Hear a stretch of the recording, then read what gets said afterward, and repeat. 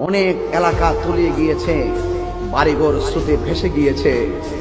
এই পানি ছিল কোথায়? পানি কোথায় থেকে কোথায় আসলো? মানুষ আজ গৃহবন্দী, অনেকে খেতে পারছে না। গরুগুলো পানির বন্যায় ভেসে গিয়েছে, ব্রিজগুলো পানির ধাক্কায় উল্টিয়ে গিয়েছে, মাটির সড়কগুলো পানির স্রোতে ভেসে গিয়েছে।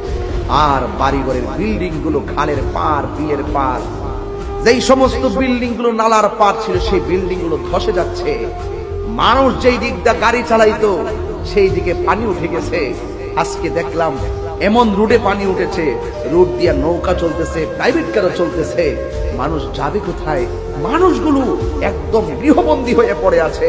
আমি বলবো, আল্লাহ, এই বাংলাদেশের প্রত্যন্ত এলাকা যেখানে পানি প্লাবন হয়ে গেছে, আল্লাহ তুমি তাদেরকে গায়েবী ভাবে মদত দান করো।